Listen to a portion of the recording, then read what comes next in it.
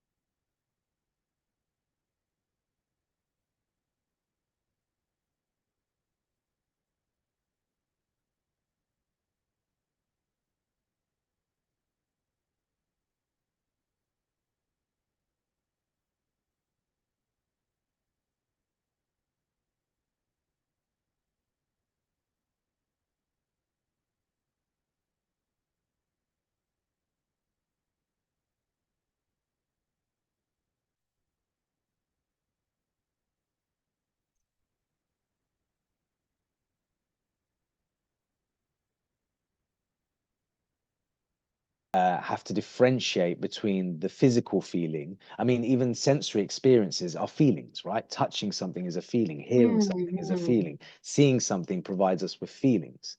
It Right. all has an interaction on this laboratory within inside of us, if that makes sense. That's beautiful. Laboratory. Yeah. So, would you say that emotions are sensations in the body and feelings are kind of in the thoughts? Ooh, you're getting more Or scientific than I me. don't know. I'm Yeah, just no, I thinking. like the question. I like the line of questioning. I mean, because again, as I say, sometimes my thoughts can be quite detached from my feelings. Okay. So even in this conversation, I'm exploring it. I don't have all the answers. I'm sure there's many other therapists and coach who might even be able to enlighten us more so. But for me, that which I've understood through my study and my experience and my personal experience, because I'm a flawed individual who goes through these waves of emotion, and sometimes I feel like I'm in control of my emotion because I understand emotion, but it Yes. doesn't work like that. It Yeah. is reactionary experience, and I can't Okay. control life. It's life on life's terms. So therefore, many people who become hyper controlling, hyper functional, want to work purely from the critical mind can actually disconnect themselves from feeling and emotion, Right. right? That's why some Yes. people lack empathy around vulnerability, because I did it. I managed to ignore my emotions and just get on, right? So it's an interesting question. I feel like, yeah, the two do totally work together.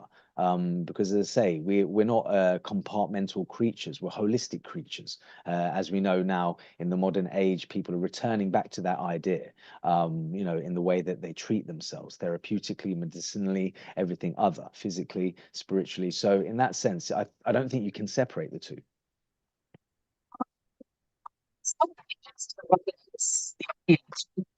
You might label it as anger, but on the surface, but deep down, there might be something else. Like they say, the iceberg, it could be frustration, resentment, annoyance, something like, but it's all coming out in anger. So, how do you recognize what I'm feeling, what my emotions are. Is there any particular tips you can give us to see what really am I feeling? Because I know we went to a retreat and you said, "What are you feeling?" And I'm feeling fine. I mean, I didn't know how to search for that inner deep feeling I'm feeling, or the emotion for that matter. Yeah, it's interesting, when we when we used to do some sort of studies and we would use the word fine, we'd get told off there was an acronym for fine. It starts with a bad word and then it's insecure, neurotic, and emotional. Because the idea is that nobody is ever just, we are constantly ebbs and flows of Yes. emotion, right? To say, look, nothing, I'm fine. It's almost like trying to ignore that which we're experiencing often. And we've been programmed to do it as such because feelings sometimes can be awkward for others. If you were to ask somebody, how are you feeling? And you're in a business meeting and the person says, I'm feeling really depressed. I'm feeling really low. I'm Run feeling away from them. annoyed. Yeah, you find it really difficult, right? Yeah. And so often we say there's a time and a place to display our emotion, right? Yes. But what I'm often realizing more than anything, if I ignore myself, I will lead to anger, as you say, because they're the stepping stones. And if we talk about basic emotions, I feel at least anger is kind of the most explosive reaction of the basic emotions. So I might go from sadness to anger if I ignore the sadness and if I don't address the sadness and find a way to vent it in a more productive or a more healthy manner, really. So yeah, so whether it's, as I say, something more nuanced, like, frustration, disappointment, feeling let down, whatever it is, as I say, some of these just describe the same thing to some degree. But ultimately, one needs to sit with themselves and have methodologies of venting in a healthy manner. Right. So yeah, sometimes it might be that I'm tired of other energies and I want to sit with my own energy. I'm Mm, feeling actually drained and tired, and that's why I'm reacting. Everyone's fasting at mm, the moment. I know my brother's kids have arrived from Dubai. So like my house is really full right now, and it's testing to some degree yeah. because our energy levels are low. But at the same time, we want to spend time with the children. So there's moments of happiness and then there's moments of tiredness. And in those moments of tiredness, do you just acknowledge the fact I'm tired, or do you skip that beat and go to anger? Mm. Because you're not willing to just admit to yourself of your own capacities But emotionally. recognition. Mm. Mm, It's self-awareness, really. It's yeah. self-awareness because, as I say, nobody's perfect, and people will have outbursts. But it's interesting because this conversation is also about conflict resolution or emotional conflict.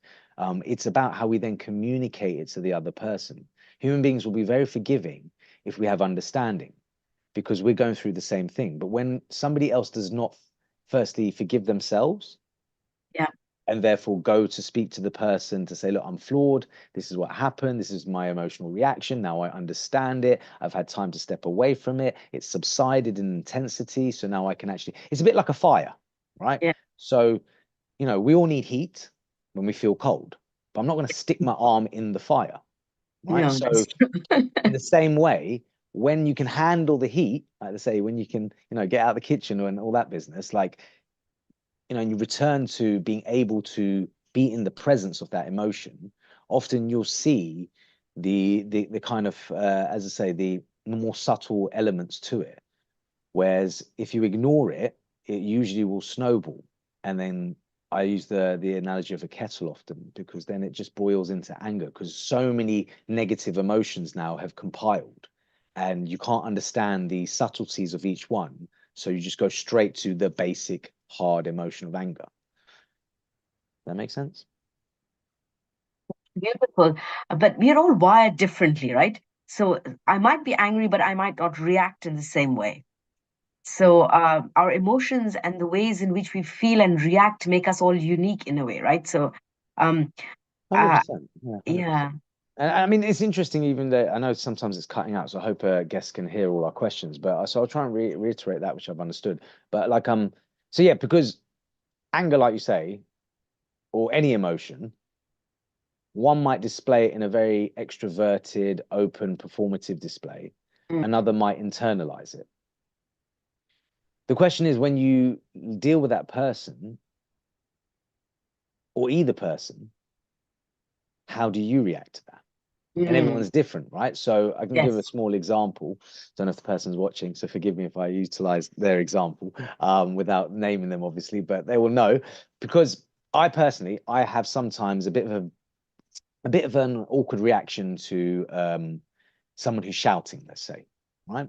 Yeah. It's about personal journeys. So somewhere in my childhood, I was shouted at somewhat, and so now emotionally, I've probably laid it with more meaning to Yeah. some degree rather than understanding it was an adult who was frustrated, tired, was losing control of their ability to communicate. What does a child do before they learn communication? They throw tantrums, right? Adults are prone to do the same. Yes. However, Mm. within me, when someone throws a tantrum at me, I walk away and I go quite silent for a little while Yeah. because I recognize when I was younger, I used to have anger problems. Mm. And Does so, it, go so on. does it stem from Yeah. your childhood experiences? Most definitely, because we're construction, right? And Yeah. if we think about, 0 to 7, when I always bring it back to this, and probably every podcast, and so people might be like tired of my 0 to 7, but it No, no, works no. so well also within the Islamic framework, right? That Yeah. you haven't even got a critical mind yet, so you have nothing to reason and process. You're just downloading. Yeah. So in that process of downloading and the meaning that you're taking from it starts to play out in the rest of your life, unless you have the ability to deconstruct. But often that's a massive journey, right? We often harm ourselves first due to the hurt we felt, or that we harm others, hurt people. And it's only then when you start to recognize through the impact on yourself and others, some do, some don't.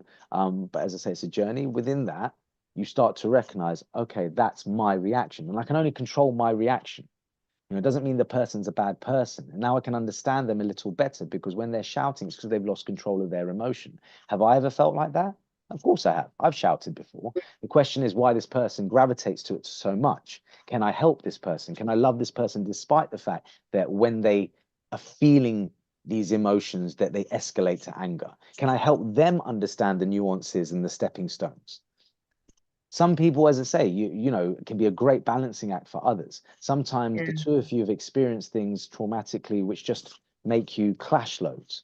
And so, interestingly, my silence has been said sometimes as really hard to deal with, Yes. Can you right? imagine? And I'm like, I'm not shouting at anyone though. I'm not projecting it on anyone. Yeah. But even that, because ultimately this is all just about how we cope with emotions within ourselves and how we react to other people's emotional displays. Mm. And that's where the relationship is gets soured, right? It's a really The emotions conflict are happens. one area where our relationships are most difficult, right? Everyone's having their own emotions Yeah. and want to claim their emotions, and we want to kind of live in that. So it's more sometimes it's not even your ego; it's just your emotions that are just playing up, and you have no clue. So, do you think it's really important to be able to sit with yourself and really understand what emotions drive you and why is it so difficult sometimes for us to actually um, see those emotions? Mm. The world is full of distraction, Auntie. The world is full of distraction. And I suppose, again, it bodes well for this month, right? Because I said this to a friend the other day. I'm just being very honest, I find fasting quite hard, if I'm honest. Some people find it really easy just taking away food and water. Yeah, that's But what true. but what I recognize is, again, quite maybe I'm just hypersensitive to my emotional changes. And like I say, I haven't mastered anything. I'm on a process of wanting to learn it. And that's why I'm able to translate and communicate to some degree. But I really recognize that when I don't have anything externally to distract myself, when I can't add extra energy to my body in the form of fuel, my capacities start to wither a little bit. Yeah, And in well that, done. and maybe in that sense, I have a high expectation of myself. And so I beat myself up a little bit as to why can't I handle this? Yes, that's really beautiful. And we become more self-aware, as you're saying, to be able to look at our emotions and say, I need to really focus on myself. And that's Ramadan gives you that opportunity, isn't it? Indeed. Um, so emotions are here. Allah subhanahu wa ta'ala has given us for our survival, really, isn't it? Yeah, because again, I mean, we were talking about this the other day, but if I wasn't aware of the emotion of fear, Mm, could I maintain my survival? Because if I live purely in the theta state of imagination and creativity and play and high suggestibility, which we all still have the ability to do, right? It's within us, but it's the first thing that's cultivated as a child before our critical mind, because we have parents to look after us often. At least that's why I take from the wisdom of it, maybe. mm, As an adult, it's interesting because if I wasn't, or even as a child, as I say, if I didn't have fear, how do I prevent myself from getting run over? How do I prevent yes. myself from going into a dangerous situation? Like all these different things within that. So it's not to avoid hard emotions. It is to have Mm. balance in all emotions. Yes. And so, like, you talk about children, sometimes they have overwhelming feelings and there's nobody there to help them process, to calm them, like soothe them and things Yeah, like that. yeah, yeah. So, is that where we start to build our coping mechanisms or coping skills? Unfortunately, to some degree, I don't want to make it critical of parents because I Yeah. know how difficult the job is. Yeah. But it's one of the major emotional conflicts, you know. Mm, You produce children and you have aspirations for them, desires, dreams, all related to your own emotion. And this child is also a reflection both of your positive and your negative, mm, because essentially you create the environment for them for, the nature nurture elements. And so that's why I suppose I understand to some degree it this way, that a child, why they're not accountable for their actions until they've reached puberty, until they've reached yeah. cognitive understanding, because until that stage of their critical mind really awakening, they don't have the ability to reason. The power Mm, is with you. So when they are experiencing a major emotion and you don't have the ability or the time to aid them, then unfortunately, often that child will find other means and ways. And it might not be the best way, mm. but So, it, there's something called, I don't know if this is right, inhibitory emotions like shame, anxiety, guilt, you know, they block our core emotions because we don't want to actually now, because we don't want to hurt somebody, or we don't want people to think we are silly or whatever. So then we start having those emotions. Is that something that you believe in? yeah, most definitely. I think, look, it's difficult because one will say, well, so do you never have shame? Do you never have guilt? Mm. No, what I was When it's trying to say that, projected on someone, it's different. yeah, okay. I was saying that I'm not able to really speak about my emotions because I feel, oh, I shouldn't be having this. It's Oh, that's really not, interesting. I shouldn't be doing because what will everybody think about it? Or, Well, what interestingly, my parents will both think still, about it. yeah, yeah, no, but both actually relate because look, there's been times in life where someone has said, don't cry, let's say, for Yeah. instance, because they feel emotionally it's not relevant for you to cry because they're not feeling your emotion. But as a child, within your limited understanding, the emotion is overwhelming, and thus you feel that emotional response. So if you're told and you're shamed at the time for Yes, crying, for displaying negative emotions or displaying hard emotions or displaying yes, awkward emotions for others, right. that shame will become a deep rooted piece of software, if you like, Ah, whereby okay. later on in life, when you feel vulnerable and feel the need to cry, you feel ashamed. Right. So then the culture shapes your emotions as well, not just your experiences. It's the whole wider sphere. That's why I suppose, we have so much accountability and responsibility in our faith, Yeah. because it's not just us, it's not just our immediate family, it's not just the community around us, it's whole human consciousness, right? Mm. So, and in the modern era of social media and everything else, this is going to go out to whoever, right? We are going to affect human consciousness just by sharing ideas. Wow, human consciousness. So I might take a moment here to ask anyone who's viewing on the YouTube channel if you have a question for Brother Inayat, or if there's some comment you want to make, please do so on the YouTube channel, which is being viewed at this moment live, inshallah. So hopefully, and if anyone has questions, I will get back to you. Yeah, no, we'll be But happy to answer. Mm. Yeah, the other thing I wanted to ask you is that very often I said, "You're making me feel like that," right? Oh, It's now the relationships, that we have, and that's where the emotions are really important for us to understand, right? So I might say, "You're making me feel that," but I was listening to somewhere and they said rather than saying that, say, "I am feeling that." So owning your feeling and emotion. What can you share about that? oh, many life lessons, Auntie. Many life lessons. Unfortunately, I've been really bad at it. This is what I mean. It's in the past. And even when I'd started learning, okay, nobody can make me feel a certain way. Yeah, Uh, okay. I am feeling this because this is my reaction to the circumstance and situation energetically. And this is what I'm saying, or even you were saying earlier, we're so different. So often, even siblings will get compared, and you'll have conflict within a family as a result. Why is one child this way and the other one isn't? And a same situation occurs to two different children, they react totally differently.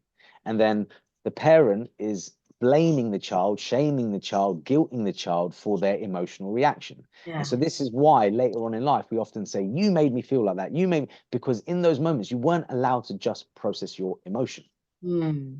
And you maybe didn't have somebody knowledgeable enough to say, it's okay that you feel different to somebody else in the family. It's okay that you feel different to me. They're your emotions. Do you want me to help you through them? Would you like me to support you? Would you like me to talk to you, Yeah. understand you? Right? That doesn't occur. It's, So I'm finding beautiful. you difficult. Can you conform? Yes. Emotionally, can you conform? Yeah. That takes a lot of resilience to do that, right? To be able to, because, although many uncontrollable things happen in our lives, one of the few things we can control is our emotions. However, what I wanted to ask is that do we control them or do we suppress them? I mean, or do we manage them? There are different words, right? So you hear the manage your emotions, don't suppress your emotions, control your emotions. So how do we actually go about, especially in the situation with our children, with our spouses, to be able to really be able to manage and be able to be aware what I'm feeling and now to respond rather than react? I think manage is the right word, Yeah. thinking linguistically about it. Because, I mean, if I want to control my emotions, yes, there's moments in time. Because obviously, as I said earlier, balance is key, I think. But if you were to try and control your emotions all the time, I think you might get to a point whereby, again, you're detached from your emotions somewhat. Right. Okay. Yes. So then you're kind of pushing it on the carpet. Yeah, I mean, look, I use the analogy of like the ocean of human emotion, just Mm. because, I like swimming and there's many ways you can interact with water. Cool. I like that too.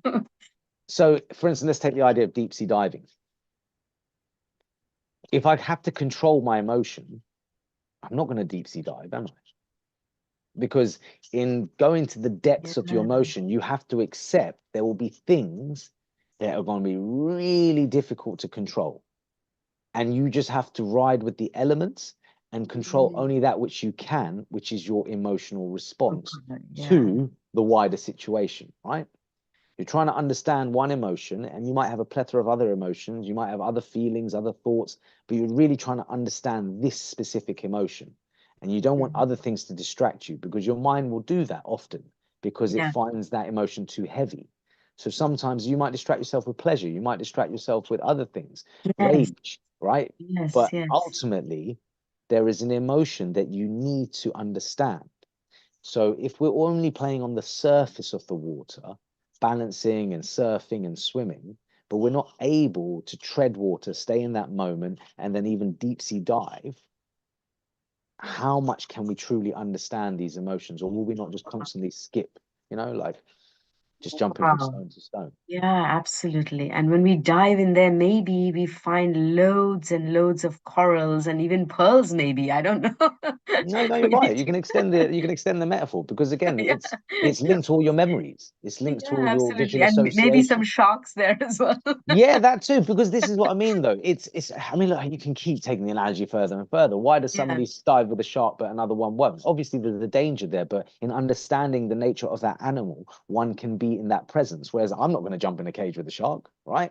Because I Yeah. have no understanding of it. I have no understanding of it, right? It's similar with animals. When I was a child, we were told animals are haram in certain senses, right? I was really scared of dogs because they used to chase us around the park. Now I have to accept, I have lots of non-Muslim friends. I have people who have dogs. I've learned animals through having a cat. I see the other animals an extension of that. I know how to deal with it. And now animals gravitate towards me. How was something fearful now a sense of pleasure? It's very strange. It's all based on my emotional response. Does that make sense? Yeah. Actually, are needed to connect us and provide vibrancy in our life as well, right? So we might talk about negative emotions, but there are some positive ones too, right?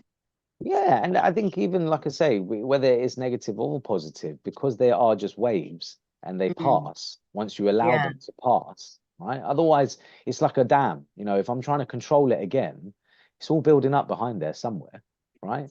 I think managing is a better word because in yeah, managing, you're still experiencing it, you're still engaging with it, but to some degree, you're organizing the way that you operate. So mm, you're taking the right time and the right place to feel the emotion. And if it does suddenly spill out, at the same time, you will manage the circumstance whereby you will know how then to deal with it thereafter. But I don't think control is the right word, maybe, and definitely not to ignore or anything other. yeah, Because as I say, it all has impact. Sometimes I spoke to somebody the other day who was asking me about therapy, and they're thinking about yeah, therapy, but they were explaining, I'm a really stoic person. I'm really strong. Nothing phases me. Nothing bothers me. I just get through life. And to some degree, I could see they wanted to say, I don't know why other people can't do that, but because they'd had a child, they're married, they recognize other people have vulnerabilities. And so mm, this was making them start to question, actually, is this problematic, do you think? And so the mm. only thing I could state to him without offending was that how do you connect to a child's vulnerabilities? Because you've understood it at the tender age of 40 what, but like a child who's 5 or 6, are you expecting them to be the same? And they would caveat and go, no, no, no, no, no, no. With a child, I'm totally different. I was like, okay, what about with your wife? Yes, that's what I was just about to say. And that was where it was like, oh, oh, right? Because ultimately, again, it's expectation, emotional expectation, Yeah, until we're yes, tested through things like children and, yeah, careers and finances and, family loss and so many different things, yeah. heavy, heavy circumstance and heavy emotion. Mm. So it's one thing to be emotionally intelligent, but how do you manage that? So now I have an emotion. I can see that I have an emotion. I don't know what to do with that emotion. And sometimes I can't even pinpoint and say I have this emotion happening because there might be a circumstance in my life and I've got all sorts of emotions. And I just can't understand them and what the emotions are, what I should do about them. What advice would you give to somebody who's overwhelmed by many, many emotions? Oh, that's interesting.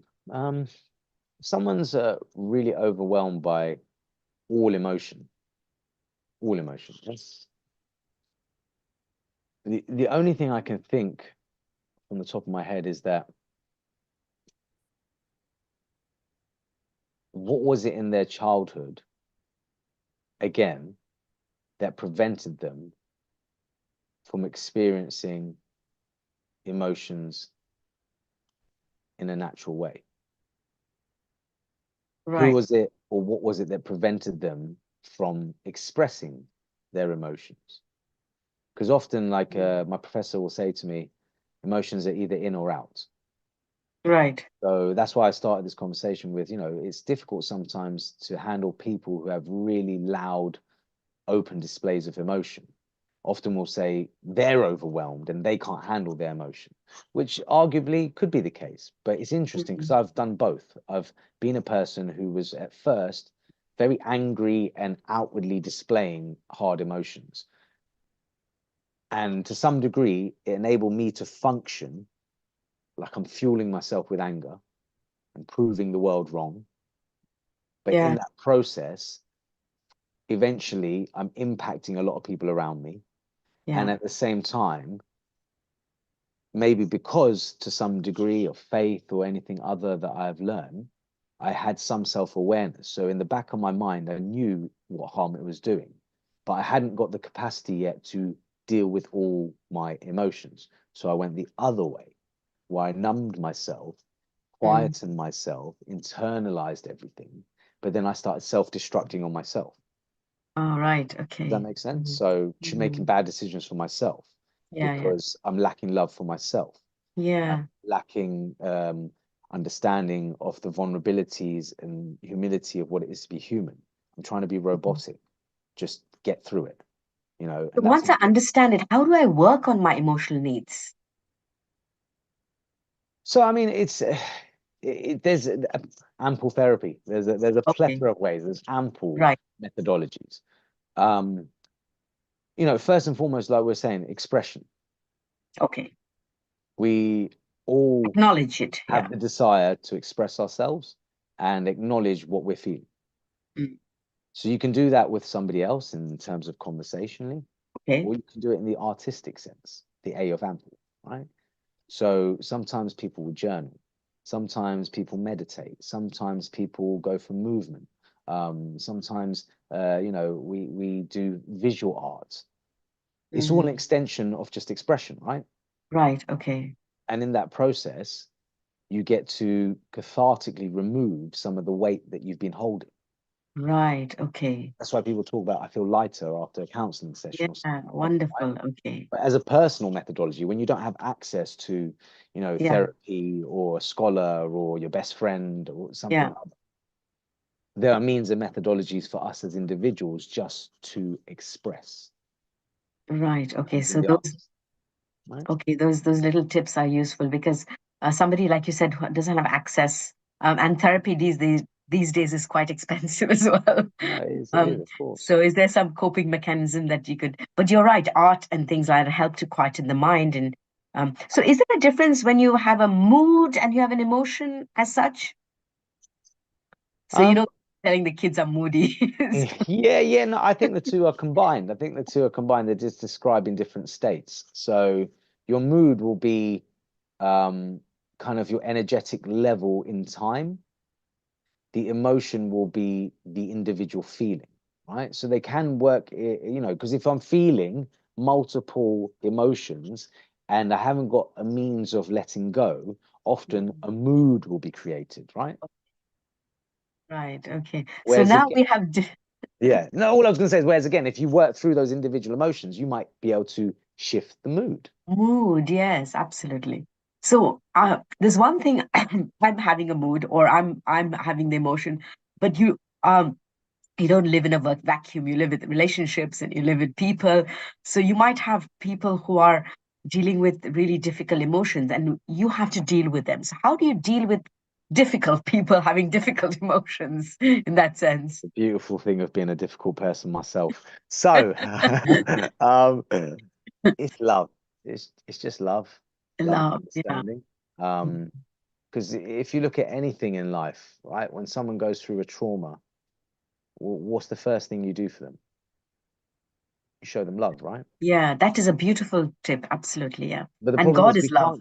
can't. And I was just going to say, and another thing beyond that, like we all struggle. So at times we have mercy and love from a being that we barely know and can't see, right? But it fulfills us, those who believe Yeah. in it.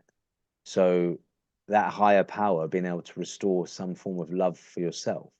Mm, In the same way, if you can't see other people's traumas all the time, you don't know the deeper, darker secrets of their life. You don't know what happened to them, but they're mm. displaying in a moment something really difficult emotionally to Yes. handle. Yeah. I now recognize because of my journey, Mm, that person lacked love with that emotion, with that mm. specific emotion, with that specific expression of emotion, that specific environment of emotion. They That- really struggled with it, and that's why they display their behaviors like this. That's beautiful because now when you know yourself, you can actually empathize with somebody else, right? And be more compassionate because you know that what they might be going through. So there's a two-way thing. If you understand your emotions, then you can understand others' emotion. Yeah. Isn't that beautiful? It is most definitely because Yeah. I think as an actor before, I really struggled, Auntie, and I think interestingly, I realize now in hindsight why I was probably doing it to a certain degree because I found it fascinating playing characters and displaying all these different emotions, which felt a Yeah. bit alien to me though. I could recognize them in their outward appearance, so I could project it through my expressions and etc. But it was interesting because it was when I got some like really kind of more advanced acting coaches who were like, you need to internalize, you need to relate it to your personal experience. Yeah. Put yourself in their shoes. Exactly, right. And the best way to do that is to call upon your own memories. So the whole Yeah. process actually weirdly was some sort of life coaching experience because I was like, Wow. oh Yeah. wow, okay. I'm detached from my emotion because of my traumas. I'm relearning what it is to observe emotion through others. And now I'm having to actually understand my emotion if I want to play a character full of emotion. Oh, super. You can be in the shoes, but you can still remain detached. Exactly. Do you see what I mean? It was such a life coaching experience because it was like, Yeah. oh, this is interesting. So maybe that's a very interesting point. I'm just getting this epiphany aha moment that actually, if you can observe your emotion from a detached sense and not take it too personally, then you might be able to transcend it a bit more. I wonder if that's what prayer and meditation is all about. Yeah. Because when you sit there, you have thoughts, like I said, and if you can work it backwards, you look at the thought and you're like, why am I having this thought? Then you recognize the feeling behind the thought that created the thought. And then so you can process that. Sometimes when we're distracted in prayer, why are we distracted in prayer? It's because we're having a conversation within ourselves whilst we're in autopilot reciting Arabic, right? And you have to check yourself almost and be like, oh, and in that moment, I find, I used to be very hard on myself, like my prayers not being accepted. But what I'm starting to feel, at least, is maybe this is God's way of giving me 5 times a day a moment to check myself emotionally, see where I'm at and what is Absolutely. happening within me. Subhanallah, that's really beautiful. So, where sometimes when people are going through difficult times in their life, emotions, we are told that, read this dua and it's not like a magic wand that, you just read the dua and God will take away all the emotions away from us. No, Does that work like that? Do we need to do the inner work before it can actually disappear? Or can we have a magical transformation? unfortunately, I don't think there's any such thing as Yeah, a magical transformation. Because I think often when again, we believe that we're given that which we can cope with. So the stronger you become, sometimes more things are thrown at you, right? Because we are here just to give service and understanding to one another in how to perfect our character. And pressure creates diamonds, as they often say. So it's difficult to say. I can't speak for every individual, but I don't think that it's ever something that you can just flick a switch and things change. Pennies drop for people at different times. Do not get me wrong. yeah, There are moments of epiphany, moments of realization, but that's still cumulative based upon experience and a journey. So you have to have patience with people. You have to have yeah. massive patience with people and with yourself, because as I Mm. say, it takes time to fully understand these things. I speak to my parents, they're a lot older and wiser than me. They often say to me, only now am I understanding my salah. So I'm like, what, for 50, 60 years you've been praying, you haven't understood it. And I was quite harsh when I was younger. But now I Yeah, get it because I'm like, well, because this is a process of understanding understand. oneself. Yeah, and that's why it's a journey. It's not a one-stop job, right? Okay, Yeah, I'm yeah, you're there, right. and You're we're right. constantly on that journey. Even as we speak, we need to sort of still work on our emotions, find because the Quran talks about, mashallah, huzn, sadness. He's talking about ghaiz, anger. So all these emotions are being acknowledged by Allah Subhanahu wa Taala Himself, right? So And you just raised something really important. I'm sorry to interject, but like we're talking about coping mechanisms of dealing with conflict or dealing with emotionally difficult situations. yeah, If you're in the middle of an argument, yeah, rather than continuing the argument, we're often told, ritualistically, recite a salawat, sit down. What is that about though? My yeah, energy is flowing to a point where I'm boiling over, right? And it's wanting to come out of me. So, energetically speaking, sometimes I'm going to be throwing this energy around a room, right? So, I take the physical aspect sometimes. Before I can control my mental, let me remove my physical, right? Yes. Okay. So walking away and sitting down is Mm. a means of controlling the energy, putting myself back in the driver's seat, Yes. not letting True. the energy control me in that moment. Mm. Saying a salawat, if I'm having a conversation with myself and it means something to me, the words that I'm about to say, whether it's a salawat, whether it's reciting a dua, whether it's just talking in your own language to God, whether it's talking to yourself, the point being is returning to something comforting outside of yourself Mm. because internally the virus has begun, right? Yeah. Great pause. That's the key, right? Pause up. This is Stop. it. Let's remove that Yeah. toxicity. Let's Yeah. understand it. And so, yeah, so sometimes physical for me is a great thing. Exercising, like I teach martial arts, you hit things, you get rid of certain anger issues All you of us can go do through. that. Yeah, this is what I mean. But this is what I mean. They are very much practical methodologies we Yeah. can take as well as the spiritual, right? But ultimately it starts with education and life-based understanding, and understanding our mental and emotional capacities. But then within that, you have the artistic and the physical as well. So there's many ways of approaching it. Actually, the Prophet Sallallahu Alaihi Wasallam said, anger, sit down, lie down, go and do wudu. So those are all coping mechanisms for, They're um, beautiful coping mechanisms. Beautiful. yeah, I mean, they talk about all the time now, water, how therapeutic it is, right? yes, It's a beauty yes, that we, to some degree, were given this information so many years ago, because, mm, in the current climate of, hyper loneliness and, people being really detached from themselves and the wider community, everyone is seeking this knowledge again. yeah, And somebody who works in fitness and life coaching, I see it all the time, breath mm, therapy and, water therapies and heat yeah, therapies and cold therapies. And when I think about it, when I'm in Syria and I'm on ziyarat and I have to do freezing cold, like, wudu at 5 in the morning, it actually does wake your body up. It has some sort of subhanallah, dopamine kick to your body. It does yeah, all sorts of things, which then when I come home and I'm listening to Wim Hof on BBC and say jump in an ice bath, I'm like, I get it. I get it. Right. yeah, Like it's these little gems, these little gems. subhanallah. Yeah, that is very true. But are all emotions need managing, or can we sometimes it's good to sit with grief and sometimes, sadness in ourselves? Or do we sometimes need to just say, no, no, I don't need to be sad or I don't need to be grieved? What do you think? Is it good sometimes to sit with those emotions? Always, always. Because this is Mm, what I mean, it's a fine balancing act. okay, yeah.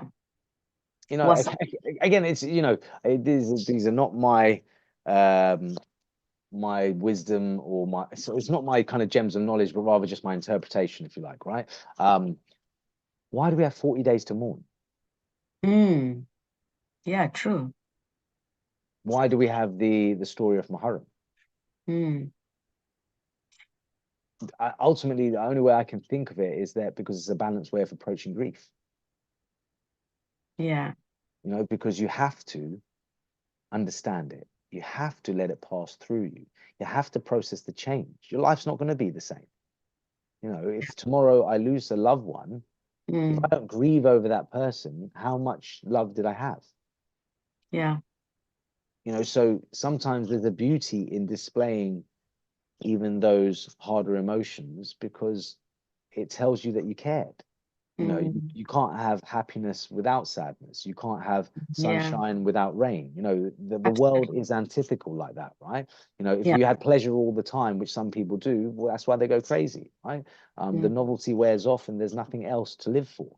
That's why mm, often people after having addiction problems, and because ultimately addiction is a self-soothing thing, right? So when yeah. people have substance problems, and why do they always go to service afterwards, giving back to others? Because they've Mm, tried to fill themselves, to yeah. fill the void, and they recognize it's not actually doing it. Yeah. So that's Absolutely. why I don't even judge those people because I've been through it myself and I understand that, wow, okay, you had a pleasure center which was broken.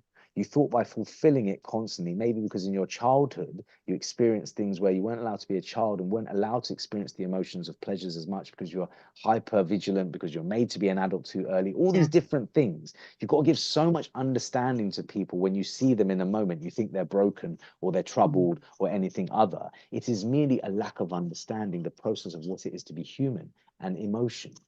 And unfortunately, not all of us are gifted a manual on how to raise our children, and nor is the environment and society and school and everything other, right? Absolutely. Yeah. Even though we've got a Quran, but you understand my point in that, in terms of as a Yeah. manual and a guide, it takes a lot of understanding and interpretation. So do So, you think we should have emotional intelligence as a subject in school? oh yes, yes, yes, yes, most definitely.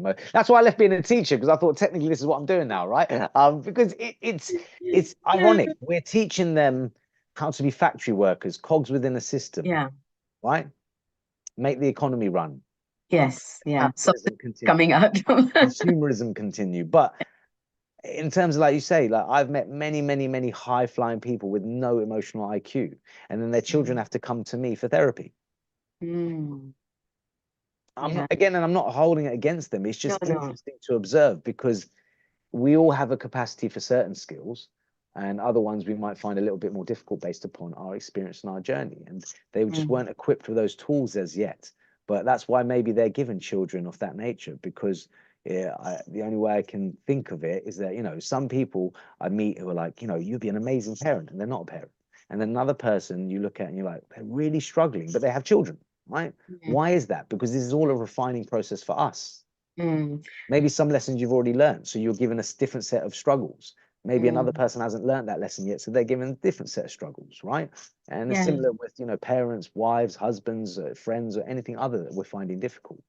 So what advice would you give to parents who want to make their children emotionally intelligent, to grow, to be able to sit with their emotions, understand them, and respond accordingly? It's a great Anything? behavioral. There's a great behavioral mentor and like behavioral therapist who works in schools around London, um, who talks of the greatest gift you can give to a child is to know who you are. Wow, It's got that's nothing to do with great. the kid. Nothing to do with the kid. You can buy them things, you can shower them with love, you can do all the other things, externally. But really and truly, what is going to give them longevity in terms of peace and contentment, sukoon and understanding Mm. is the first person who created them, the first Mm. environment that created them, educating them on what it is to be your dad. Who Mm. am I? Yeah. My flawed nature, my positive nature, my upbringing, my childhood, what happened to me, the whole narrative. But often we'll compartmentalize and only tell them the highlights, the bits that we want them to hear. So like the other Mm. day, I found out that, I was joking around with my parents and saying, why did you get upset with me when I didn't get 10 A's and I only got 6? And they were like, oh, because, you could have done better in this subject. I was like, how many A's did you get? They went silent. They went silent. I was like, all these years, I had an emotional reaction. I can Yeah. laugh about it now, though. But at the time, it was so heavy on me in Nikhat Panjwani, because I was a little kid and I'm like, I'm just trying to please my parents. I Yeah. don't even have an idea of the working world yet. I'm 15. But Yeah. all I'm doing is, I know if I get an A, my mum and dad will be happy. Mm. Pleasing their emotion before my own, Yeah. not knowing me because they don't know them. Does that make sense, Yeah. right? So If we they have to knew walk our themselves. talk, really. Yeah. Well, We have. yeah, because if you knew yourself, you would then say, look, the only reason I'm like this is because I did really bad in my education. And I recognize now the struggles I'm having in my working world as a result. It would be a better conversation with more That's a very understanding of authentic. Yeah. emotion, is more intelligent emotionally, right? And so then the child can be like, okay, and they can process. Yeah. Whereas when you're like, go to this school because it's good for you, and it's just very different. It's all instructional, it's all very Yeah. external, and it's like, I just don't have any understanding. I'm just doing it to validate, just to So get the is expectation and emotion as well? oh, it's expectation and emotion. I love the questions. Expectation. I think it's linked to emotion. I don't know if it is an emotion itself. It's a bit of it's a projection. It's related to control. Because Right. So that's what I'm it's trying to something of the understand. future. Sometimes we might be having something, but we don't know what emotion is related to. So yeah, so often expectation might be the manifestation of a lack of emotional control. So it could be fear Mm. related. Often expectation I find is fear related. That's why I Ah, call it. so the fear that you might fail in your life might bring the expectation that he should do well. That's why I call it false Yeah, expectation that's a good one, appearing I think. real. Do you see it? False expectation appearing real. Yeah, It's in the acronym. FEAR, There you absolutely. go, Yeah, right? yeah, So yeah, another one which is not mine. But yeah, I'm all plagiarizing, all about plagiarizing. So like, yeah, fear, false expectation appearing hearing real. real, absolutely. It's a beautiful one because Yeah. within that you recognize the person is trying to control my future. It's their anxiety, it's their worry. And through their own personal experience and personal emotional experience, they're trying to control that. And now they've created a being of some sort, even though God created the being, but you understand what I mean. Yeah. It's that extension of if I level this expectation, I won't lose control. So now that even works within relationships. Hmm, yes. Huge, right? Yes. I Yeah. only laugh because I've failed so many times. So it's so difficult though, because this is what I mean. You come from different sets of families with different Yeah. levels of expectation, with different trauma, with different emotional responses, with different ways of dealing with things, right? And even in a family, people are so different, right? It's Mm. interesting because, like I say, I was the shouter in my family. My brother was a pacifist, a bit more Yeah. internal, right? And everyone blows up. He would have major blow ups, but they would be very infrequent. And everyone would be like, you know, it's very short tempered. So Hell's a Yeah. bit more gentle, right? Apologies, Hell. I can use him. But yeah, but the point is right. But if I'm put in a house now, let's say later in life, where there's another shouter, I have a totally different response. Totally different response, like I said, because now I recognize when I shout and shout, it was a bit like me and my dad. There's only going to be one winner. Whoever's got more power in the circumstance, Yeah. whoever's more aggressive, whoever's more, right? So now at an adult stage, emotionally, I'm having different responses to it. It doesn't always stay the same, but it's still based upon my journey. Whereas another person, who never got shouted at, but got the extreme silence and disappointment, I found that they sulked a lot and they went inward and they didn't want to speak of what they're worried if I say how I really feel, you're going to shout. And so now both of us are not communicating to each other because I'm like, you're going to make me shout. And again, it's that whole you're going to make me, right? Like it's all of that. So yeah, emotional IQ is so important in understanding and And being it's able to again, be like you're saying, subjective as well. so subjective because like I say, it's really about if you want to be a garment for your partner, when they're cold, you cover them in warmth, Was right? so beautiful. And Yeah. so, like, in that moment, they're feeling cold and detached from human emotion. And they're throwing everything at you like a kid fighting in a corner for their life, right? Yeah. Or an animal being attacked. And I've been really bad at it before because I felt like I'm being attacked now. So now I'm that guy fighting in the corner, right? Mm. And all that's happened now is we've lost Yeah. all understanding of each other. Neither one have comforted each other. And that Mm. premise of love, which we started upon, has been lost. Yeah. And it's so hard to come back from that sometimes because we'll Yeah. tally it up. You did that to me, Mm. you did that to me, you did that to me. And then that brings it back to forgiveness, as I say. Forgiving yourself for causing them Yeah. harm so that you can forgive them in turn, and et cetera, et cetera. But we're not always fortunate enough to reach those points because many people bail. Many people really struggle and can't handle the relationship. So they disconnect. Even if they're still living with each other, they just disconnect. So we blame ego for it, right? Mm. Everybody says, "Oh, it's your ego, it's your ego," but maybe it's something more than just an ego because we're not really emotionally intelligent. Do you think? Or I think you're right. I think I used to call it ego a lot as well. I recognize that sometimes in academic discussions or critical discussions, yeah, maybe ego is more present. Um, Mm. but often ego hides behind emotion Mm.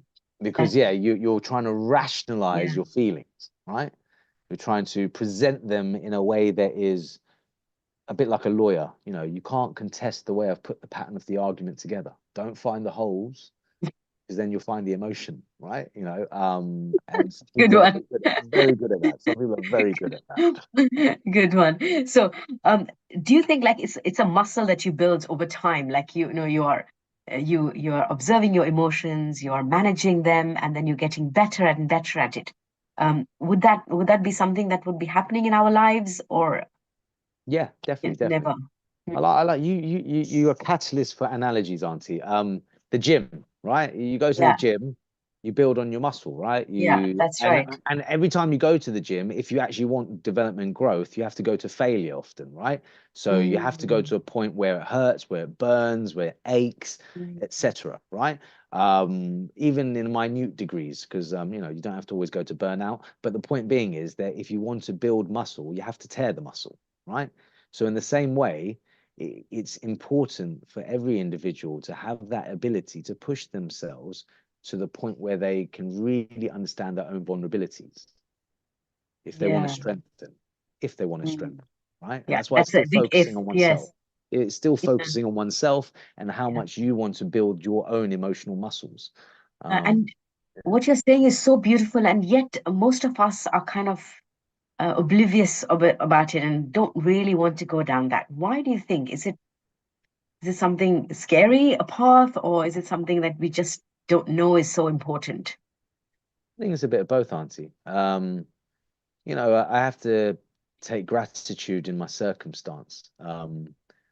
In some way, like why I mentioned this stuff, like I was divorced, and so tried to get into another relationship, hasn't worked out yet. So I'm a 40-year-old man who's alone, right? Mm. Once upon a time, I would have said to myself, these are my difficulties, these are my struggles, these are my problems, these are my worries, these are my fears, right? And you want to distract yourself, get into another relationship, get a better job, like whatever it may be. But it came at a time for me where I was able to take a pause in all senses. Now Yeah. I'm relating this to work and family and everything else because I got to just be with myself for a Mm. long period of time, right? Mm. And in that process of slowing down, I had time to deal with this bank of emotion that I'd ignored. Now, if I'd probably done it along the journey, I may not have to have lost so much in order to get to the point of understanding. But to some degree, I recognize now that I had to lose a lot because I'd acquired a lot to distract myself. Does that make sense? Yeah. I got So married you at had, 21. I was one of the first people in the community, and everyone was applauding it. And I remember my aunties saying to me, "Do you know yourself, though?" And they weren't the most religious characters necessarily outwardly, in the sense mm, that ritualistically I wouldn't have known, right? It's interesting because I'm not picking on people, but many people just tell you it's half your deen, complete it, etc. Many people, when they're having problems, have a child. There's so many different things people have said in the past. You're not busy enough. You need to busy yourself more. Like whatever it is, it's interesting because often we look to the external before understanding ourselves. to go, And that takes time. yeah. Understanding oneself takes time. And we live in a world where we do rush a lot. So before we put helping upon helping on our plate, just understand, can you carry the weight of your plate? I've understood myself for just analogy. I know I'm emotionally intelligent or whatever. Can I save my relationships? Or there are times when really you can't cope with different moods and different ideas. Or can I be so compassionate because I'm emotionally intelligent? Not that I am, but I'm just saying. I think you are. I think you are. But I mean, um, look, I still think it's a balancing act. I still think it's a Yeah. balance. Um, I study monks of all sorts to see almost I'm looking for a glitch in the system. Like, like, are you human? Like, Yeah. because I know many scholars, many family friends whose parents are scholars, and I know that we're all human. That's why we're not prophets, we're not imams, right? Mm. We're not saints. We're just human, and we're understanding as best as we can based upon our own abilities. So if I have a great emotional IQ, I will inevitably be able to somewhat soothe and help others in my family because I now have a better understanding. However, I'm not invincible. Mm. So if I can't fill my own cup, If Yeah. everyone depletes my cup and drains me, I often find I go back to bad behaviors and I go back to lacking Mm. understanding within Mm. myself because I don't have the energy to understand myself in that moment. I've given it to somebody else. Mm. That's true. Remember, it's different capacities. Maybe I've Yeah, only got a small cup right now. absolutely. Maybe later on I'll have a massive jug, right? Yeah, But it's yeah, it's still relevant though because yeah. I can't So there's, give my best unless I have something yeah. to give. It's not saying that, if you understand your emotions, you're going to get better relationships or you're going to have better kids in the future. There are lots of nuances outside which are affecting us, right? In a way. But at Massively. least we can be at we can surf or we can dive. So at least we are in a better place. Yeah, and I Being mean, able look, to we'll take approach it. that analogy further. You can rescue somebody, Yeah, right? You can put yeah. armbands on them. You can give them a lifeboat, right?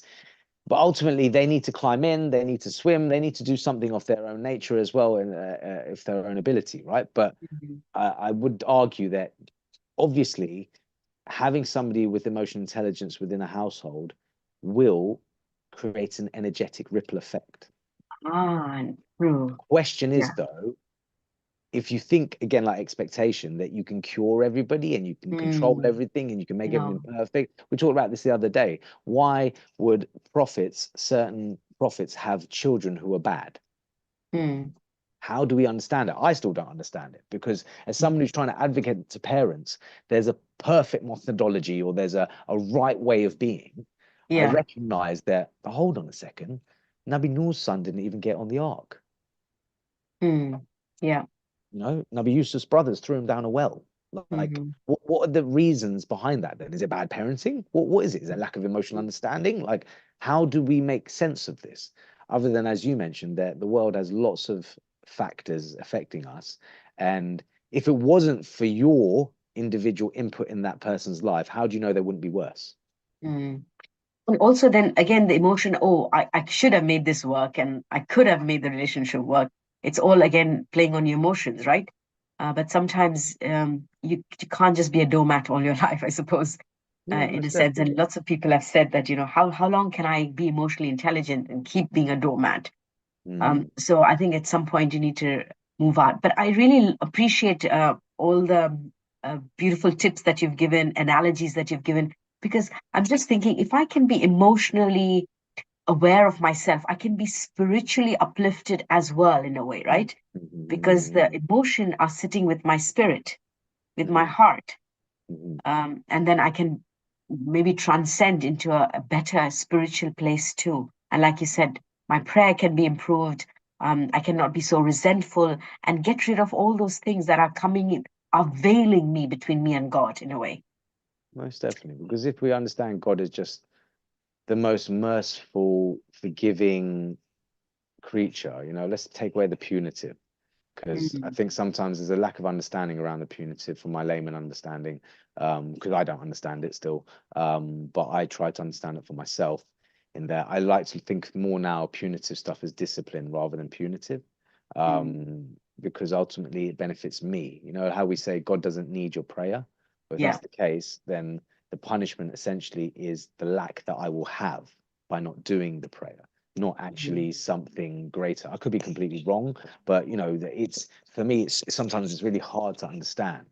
If yeah, I've already been given traumas as a child and then I'm struggling spiritually, why am I going to get punished further? I'm already yeah, struggling. I'm already not being able to cope with what life is. Why yeah, would so I'm more now from a place of focusing on oneself with everything. Just focus on yourself, focus on mm, yourself, be a better person for yourself. And if you're a better mm, person for yourself, you'll be a better person for others. And like you say, I'm not another person's emotional punch bag. I would love to help you. I would love to give you love. I love to give you forgiveness, but I'm not mm, God. I am not God. And therefore, in that process, sometimes I have to step away. I will yeah, have my door open, but I do not want you to come into my home and, destroy my household for me to then have to clean it up constantly.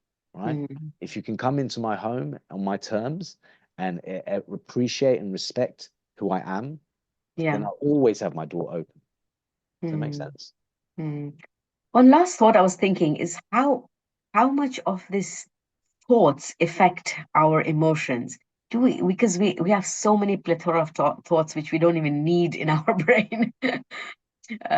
Can I mean, again, I know you said pausing and things like that, but is there any techniques that you have used yourself to get rid of all the negative thoughts which are really not helping us?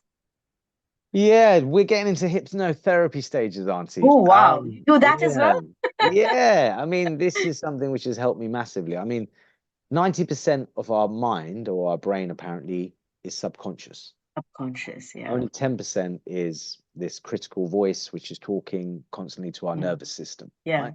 That conversation we're having. Yeah. So I found that in regressing to my childhood in hypnotherapy, because often there's things I've blocked out, it's almost like there's not enough space in this 10% to think about it. You might Yeah. get a fleeting visual or something from your childhood, but often we try and dismiss it.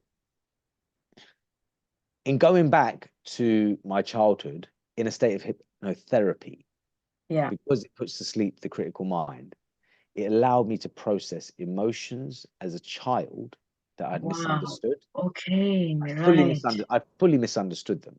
I'll give you a small example. My mum was working really hard, and so she put me into like a private nursery because she just really wanted us to do well. She wanted me to skip a year at school and just become very clever, right?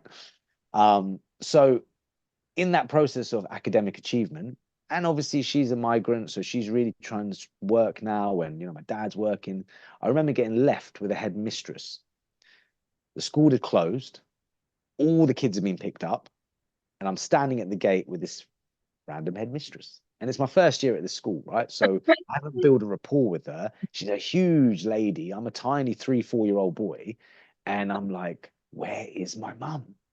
And then I remember her saying one thing, it's getting late. I think I might have to take you back to my place and your mum will pick me up from my home. And I just started crying my eyes out, just abandonment issues to the next degree, right? Yeah. Now, fast forward 40 years, like that memory had disappeared in my mind, disappeared. But when I talked about abandonment within a hypnotherapy session, it was ironic that once in hypnotherapy, that was the memory that came up. So the unconscious is brought to the conscious. Yeah, You it's are able to crazy. deal with it. Crazy. And then you can sit there as an adult and be like, but Yeah. hold on, she was just a busy mum, right? It doesn't mean she Yeah. lacks love for you. It doesn't mean you're Yeah. alone in the world. It doesn't mean this. It doesn't mean that. But believe me, children are downloading meaning without understanding because Mm. it's your childlike brain, right? It's your childlike rationality that's trying to understand these first experiences of emotion as well. They are the first experiences, essentially, right? Mm. 0 to 2, a kid's just sleeping most of the time, and then they Mm. start awakening to human emotion, others' emotion, my emotion. I want that toy, you can't have it. Why not? Cry. The whole thing is the first time you're experiencing emotions. And at every juncture, it's based upon others' reactions often, how you then take meaning. So you've got to go back to it now with your adult head and have your reaction to it rather than others' reactions. Does that make sense? Oh, beautiful. It's been more than an hour since we've been talking, and like we could go on and on. We could go on and on. Yeah. There's so much to learn about our emotions, and but any last words of wisdom. How do we begin to all understand our emotion? How do we begin to manage our emotions? Um, this is the month of Ramadan, and we want to work on ourselves, and that's the most important thing. So instead of going and reciting lots and lots of du'as, is there a tip you could give us to be able to really go within and understand what our emotions is and how we actually respond to each one of them? Yeah, I think, look, on closing, obviously, I think people should, recite, read, learn from our spiritual teachers and from our godly manual. Um, but as you mentioned, don't do it ritualistically. Right. Just read one line, reflect, philosophize, go for a walk, be with yourself. At this time, we lack a bit of energy as it is. But often we're busy creating massive iftars and parties and whatnot. And actually, you're probably depleting yourself more than anything, right? The You're distractions. busying yourself again, right? And Yeah. don't get me wrong, these are beautiful things. I went to some amazing iftar parties and sehri parties, and Yeah. there's connection and bonding and Sirla Rahman and all sorts of stuff. But again, there's got to be a reason why we're told to slow down for a whole month. You know, Yeah. take all the fuel out of your body for a whole month. You know, all these things. So my advice to people would be more than anything is reflect. Just Yes. reflect. Just really reflect. Not ruminate, reflect. Yeah, that's a good point you've said. Because sometimes we could be doing that, right? Ruminating, oh, I'm so sorry about myself. But reflection, tadabbur is something quite deeper. And Allah subhanahu wa ta'ala constantly tells us to reflect, right? So Reflect allows you to let go again, right? Whereas ruminating goes round and round and round. yes, beautiful. I think that's a really good thing that I'm going to take with me, that let's not ruminate, let's reflect how we can become better human beings, inshallah. And thank you so much, Brother Inayat. Thank you. It was really really very insightful, and inshallah we can take those words, the last, don't ruminate, reflect. R um and R, R and R. Yeah. R&R, absolutely. Inshallah, we thank Lantern of Light for giving us this platform to be able to discuss topics on how to increase and better our mental health, inshallah. And I think we've had lots of them, and um, some more to come as well. If you haven't subscribed to Lantern of Light channel, please do so now, because you'll be amazed with the beautiful podcasts we have and all the things that we have to offer you. So thank you very much again, Brother Inayat, and thank you very much to all of you who are viewing us, inshallah, and remember each other's in the du'as, inshallah. Wassalam.